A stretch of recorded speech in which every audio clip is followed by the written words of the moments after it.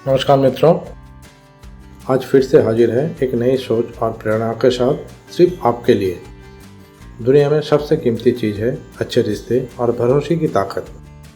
शिव ख्यारा द्वारा लिखित प्रसिद्ध किताब जीत आपकी के 5वें अध्याय, जिसके शीर्षक है आपसी मेलजोल, में लेखक हमें ये समझाते हैं कि जीवन में सफलता केवल ज्ञान या मेहनत से नहीं, बल्कि अच्छे संबंधों और सकारात्मक व्यक्तित्व से भी मिलता है। इस अध्याय के माध्यम से लेखक का उद्देश्य है कि हम अपने भीतर ऐसा आकर्षक व्यवहार और आत्मछवि विकसित करें जिससे हम दूसरों के साथ बेहतर जुड़ सके, भरोसेमंद बन सके और हर क्षेत्र में अपने संबंधों को मजबूत कर सके।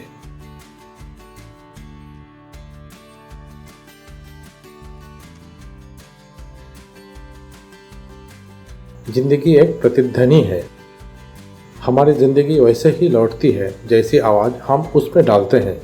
अगर हम प्यार, मदद और मुस्कान फैलाते हैं तो वही हमारे पास कई गुना होकर लौटती है। यदि हम नफरत, आलोचना और द्वेष फैलाएंगे तो हमें भी वही मिलेगा। ये नियम जीवन के हर रिश्ते पर लागू होता है, चाहे वो घर का हो या कार्यस्थल का।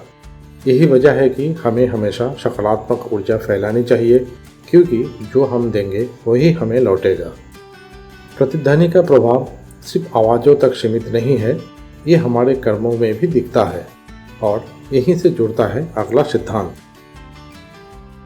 जिंदगी एक बुमेरांग की तरह ही है। हम जो कुछ भी दुनिया को देते हैं वो घूमकर ही हमारे पास ही आता है। अगर आप मददगार बनते हैं तो आपको मदद मिलेगी, अगर आप धोखा देते हैं तो वही आपके जीवन में लौटेगा। बुमेरांग का ये नियम बताता है कि जिम्मेदारी हमारी है कि हम दूसरों के साथ कैसे व्यवहार करें। संबंधों की मजबूती भी इसी नियम पर आधारित होती है। इसलिए बेहतर है कि हम सद्भाव, ईमानदारी और आदर का बुमेरांग छोड़ें। हमारी सोच और व्यवहार की असर सीधे हमारे रिश्ता पर पड़ता है, लेकिन हम चीज़ों को हमेशा वैसे नहीं देखते जैसे वो है।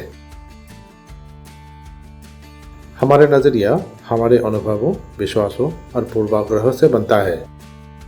दो लोग एक ही परिस्थिति को देखकर अलग अलग निष्कर्ष निकाल सकते हैं, सिर्फ इसलिए क्योंकि उनका देखने का तरीका अलग अलग होते हैं।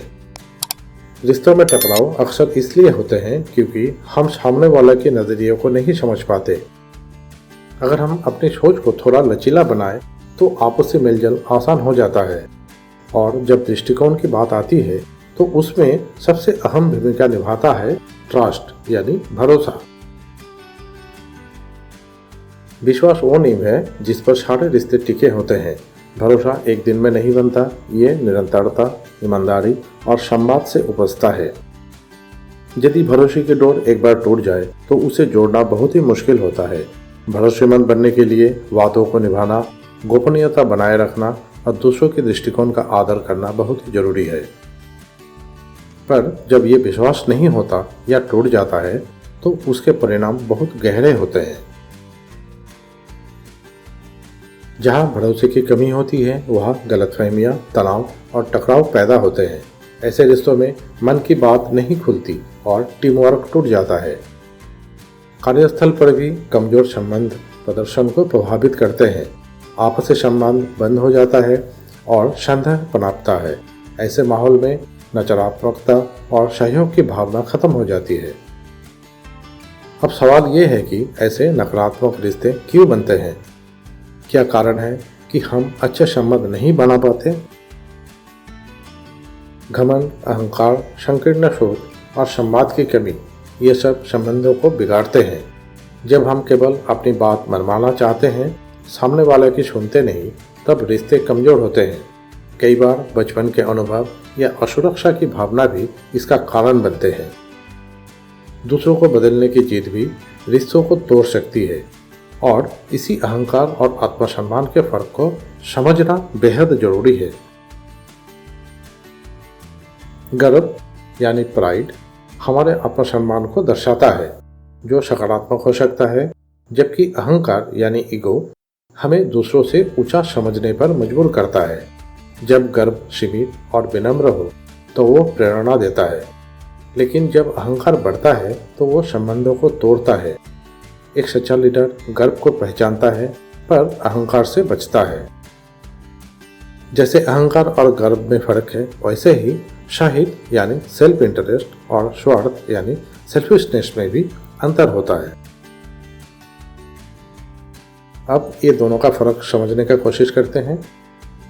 शाहिद यानी सेल्फ इंटरेस्ट अपने भले की सोच होते हैं, पर इसमें दूसरों का नुकसान नहीं होते। शाहिद स्वाभाविक और जरूरी है, लेकिन स्वार्थ यानी सेल्फिशनेस होते हैं सिर्फ अपने फायदे की सोच, चाहे किसी को नुकसान हो जाए। दूसरों की अनदेखा करना नुकसानदायक है। हम समाज में रहते हैं, इसलिए संतुलन जरूरी है। एक परिपक्व व्यक्ति अपने स्वाहित के साथ साथ दूसरों के कल्याण का भी ध्यान रखता है। परिपक्वता की पहचान होती है खुले मन से सोचना। अब बात करते हैं अगले जरूरी गुण की, जो है खुला मन बनाम खाली मन। खुले मन का मतलब है सीखने की इच्छा और नए विचारों को स्वीकारना, जबकि खाली मन यानी जिसमें दिशा और सोच नहीं होती। एक ओपन माइंडेड व्यक्ति नए अनुभव से सीखता है, बदलाव को अपनाता है, जबकि खाली मन वाला व्यक्ति आसानी से भ्रमित हो सकता है। अब बात करते हैं लेखक द्वारा लिखे गए इस अध्याय का उन आखिरी 26 कदम की, जो हमें सकारात्मक व्यक्तित्व विकसित करने में मदद करते हैं।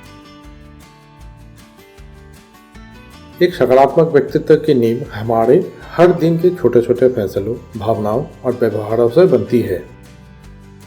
लेखक शिव खेरा के अनुसार एक बेहतर इंसान बनने के लिए सबसे पहले जरूरी है कि जिम्मेदारी को स्वीकारना, और सिर्फ अपने लिए ही नहीं, दूसरों के लिए भी सोचने की आदत डालना। जब हम हर रिश्ते में सबकी जीत की भावना रखते हैं तो रिश्ते मजबूत बनते हैं।